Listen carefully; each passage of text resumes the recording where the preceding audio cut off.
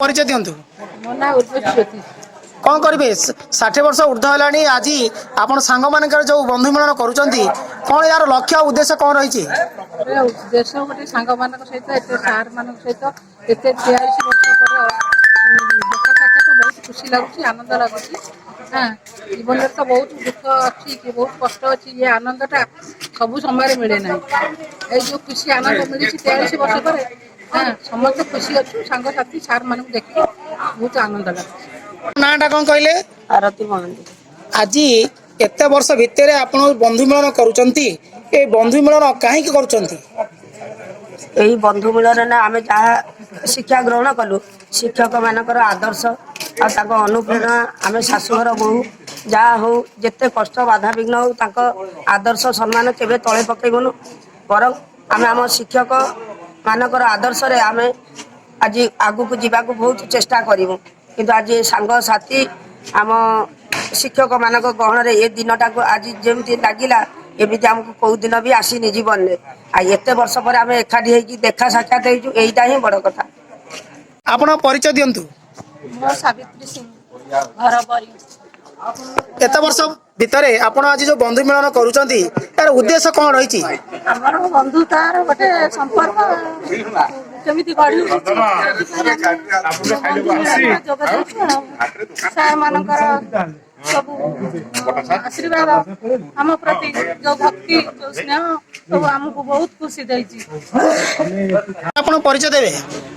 मो सुकुमार बराड़ जय जगन्नाथ बहु चेष्टा पर ब्याचर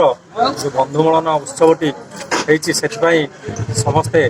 आनंदित उत्साहित ता सहित आमर पूर्वर गुरु माने आमको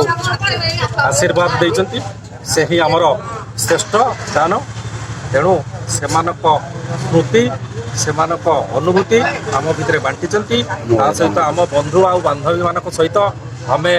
दीर्घ दिनर व्यवधान पर मिलित होइचु मिलित आमर दुख सुख बांटीचु परस्पर मध्य स्नेह श्रद्धारे बसी खिया पिया बड़ आनंद रे आज ये दिनटी अतिबाहित होइछि तेणुक आम समस्ते आज खुशी आउ समस्त को अभिनंदन अध्यापक इंग्राजी वर्तमान अध्यक्ष पिंगुआ कॉलेज कौन कहे आज 83 वर्ष बयस आप जो बंधु मिलन हो कौन कहे तो निरा अनुभव मु फील करुच्ची गुरुजन मानक गुरु मानकर बंधापना कार्य सरथिला एवं जो दीर्घ 40 वर्ष 4 दशंधि पर आम एकाठी होइचु गोटे अपूर्व आनंद और उल्लास भितर आम ए कार्यक्रम करुचु सांगसाथी मानकर अपूर्व सहयोग मो झील पिला सांग मैंने जो अच्छा से बहु दूर संसार स्वामी स्त्री पिला छुआ सब छाड़ी आसी जोगदे अशेष धन्यवाद दूसरी आमर पूज्य गुरु मैंने आम के सुझी पारूनु एमती सबुदिन सांगसाथी मैंने एकाठी हूँ जदिओ न हूँ किसी वर्ष थे एकाठी हेले आम जीवन को सरस सुंदर कर निश्चित आमको शक्ति मिलता है गुरु मान आशीष एमि जदि आम पाऊ था जीवन में केवे आम हारूनु आ वास्तविक गुरु मान जो परामर्श थिला मु दृढ़तार सहित कहबी तांकर जो सृष्टि बेकार है आम ब्याचर प्रत्येक पिला एक सुंदर नागरिक होती कई ता भीतर चोर डकायत खंट होना किए धनी होती किए गरीब होती मन दुख ना कि गोटे गोटे भल मनीष या तेणु तांकों